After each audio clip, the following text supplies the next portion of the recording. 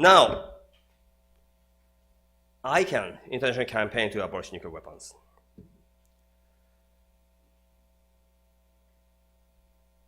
So, eliminating nuclear weapons may sound very, very long-term goal for many of you, because it's really difficult for you to feel the nuclear weapons danger or threat in your daily life. But actually, they exist over 13,000 nuclear warfares, even today, which is often forgotten, you know. After the end of Cold War, almost 30 years ago, the memory of nuclear weapons threat may have been gone. And also, very important point is that the issue of nuclear weapons or other military affairs have been always talked from international political perspective. I think this kind of photo is really common to remember atomic bombing. Yeah, this photo is very famous from Hiroshima. This symbolizes the devastation or destructive power of the bomb. For some people, it may mean that the end of Japanese empire and the liberation of other peoples, maybe. But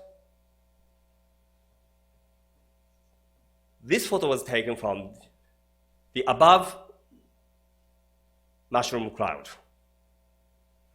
But those who were affected by the bomb did not see this cloud because they were beneath the cloud, like this. So International Campaign to Abolish Nuclear Weapons is the international campaign to focus, to put a spotlight on the humanitarian face, human face for those people and suffering, and change the discourse over nuclear weapons from that of international power balance or military parity and so on to humanitarian face of that weapons, and to make the debate more like a people's story. This campaign was originally initiated by the medical doctors of Australia who were concerned of the humanitarian and environmental impact of nuclear weapons if it is detonated today. And then it grew up, supported by various governments or private foundations, religious organizations, and we worked together with the Red Cross and Red Crescent movement in raising voices of the humanitarian impact of nuclear weapons of the past and for future. In 2010, International Committee of Red Cross issued a statement about the humanitarian impact of nuclear weapons, and they declared that any use of nuclear weapons would be contrary to the international humanitarian law, and thus must be prohibited and eliminated. And some countries, like countries of Austria, Mexico, and Norway, have promoted the discussion, international discussion of the humanitarian impact of nuclear weapons and convened government conference. The similar process were in place in prohibiting anti-personnel landmines or cluster munitions. In such cases, the humanitarian impact of those weapons was studied, and then international humanitarian law model was discussed and applied to make a new treaty. And in a similar way, just 2 years ago, the Treaty on the Prohibition of Nuclear Weapons was adopted. And 122 nations supported. It is almost 2/3 of the UN member states. And it said that any use of nuclear weapons will be contrary to the rule of international humanitarian law. And it comprehensively and unconditionally prohibited all activities related to nuclear weapons. So it's a kind of dramatic change, because before that, the main discourse was nuclear non-proliferation, meaning some states are granted to possess and keep nuclear weapons, but others are not. So this is a discourse of non-proliferation and the arms control discourse. And complete prohibition is quite different. Nuclear weapons are wrong in anyone's hand because of its humanitarian impact. So this is a challenge that changed the game over the discourse on nuclear weapons. And these are the members of the ICAN campaign, including the staff members and also international steering group members. From among 500 organizations, 10 organizations, including Peace Boat from Japan, consists of core members. And this is a photo taken by taken just after the Nobel Peace Prize ceremony in Oslo 2 years ago. And as you can see, there's a very clear leadership of women. The great majority of this leadership is women and very young generation. I think I would say that mostly the 30s and even 20s are playing a leading role for the elimination of nuclear weapons. So it's quite it's been quite a remarkable experience to me personally, because as a Japanese who have grown up in Japan, the issue of nuclear weapons is related to our history. Because in Japan, Hiroshima and Nagasaki have been repeatedly taught, in history textbook and everywhere.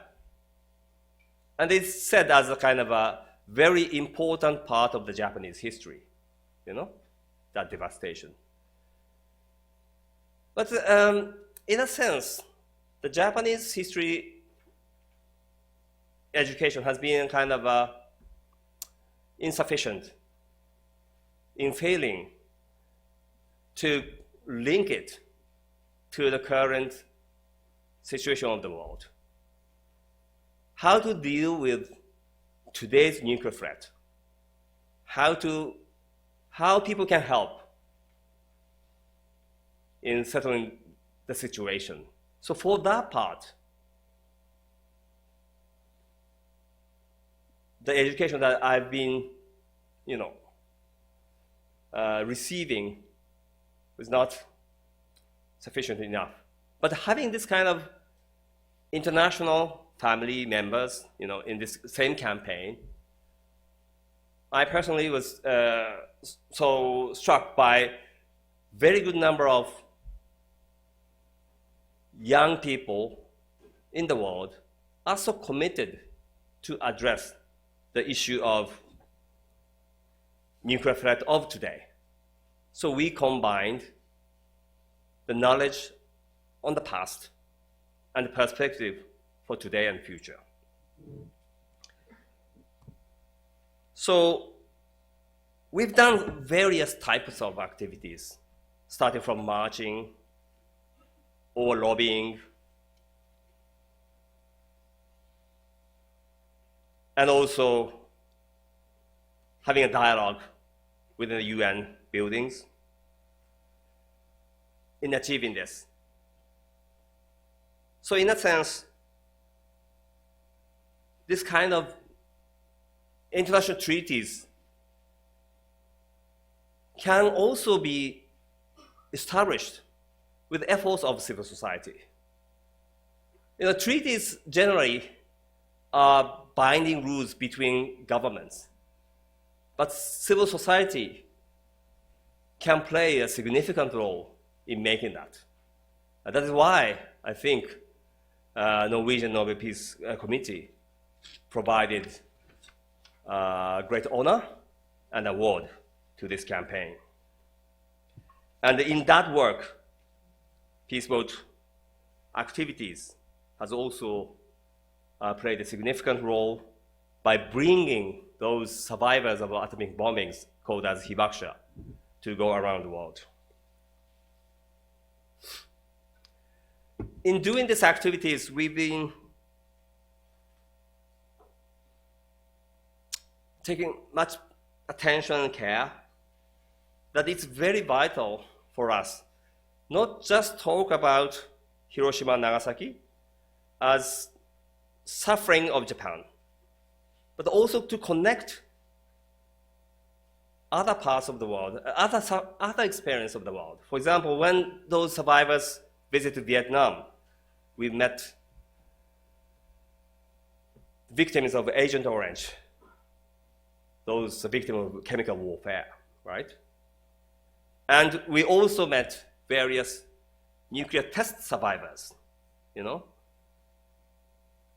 Nuclear weapons were used in wartime only twice, in Hiroshima and Nagasaki in Japan.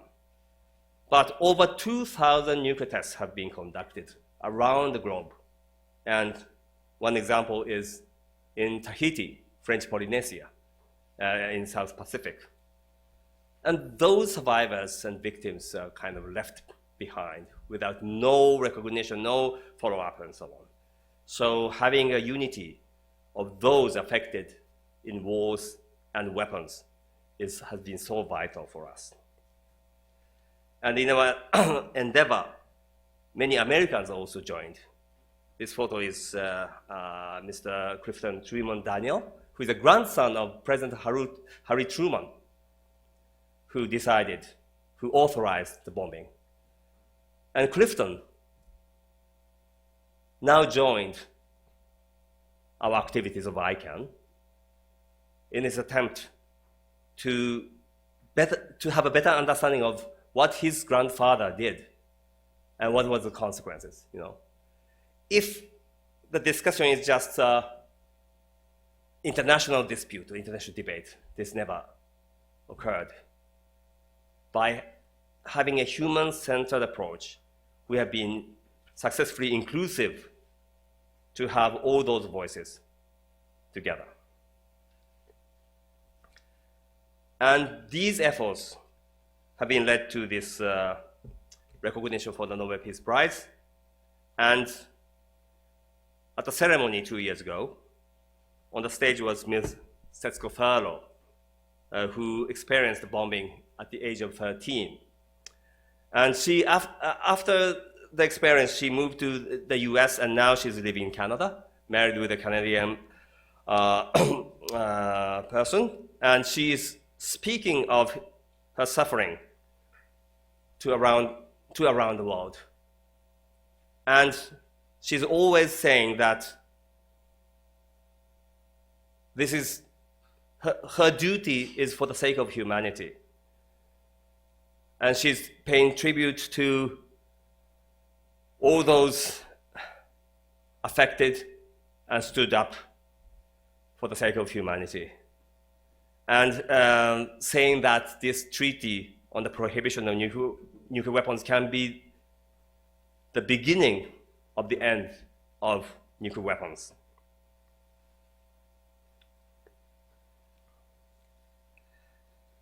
ICAN is now having a new stage because of the success of this treaty making in 2 years. And now we are really making efforts to have upcoming younger generation to be in our activities.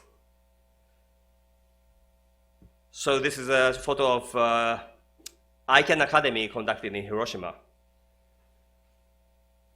So from the experience in Hiroshima, where many people suffered, but we should not contain it as a kind of Japanese memory, and to link it to the current dangers of the world, and to globalize the voices of those affected, be shared among the people of today is so vital.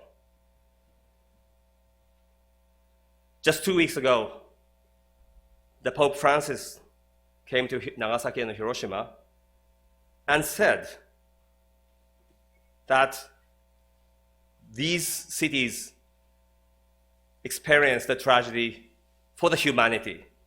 That is why the notion that use and possession of nuclear weapons are immoral be reaffirmed by all political leaders. So in concluding, these approaches of the activities I'm engaged in is to put people's suffering in center. Talking about peace, sometimes you tend to have a kind of, you tend to think that, okay, if governmental leaders make negotiation and avoid wars and conflict, then it is a peace. Yes, it is a peace in part. But our approach is more human-centered. Listen to the sufferers. And it can generate a power to make a difference. Talking to the survivors and having empathy and feeling the pain and start to think of what you can do for a change. And that's how Peaceboat and ICAN have been working, and that's how I believe peace education in this globalized and somehow polarized world and serves for a better future. Thank you very much for your kind attention.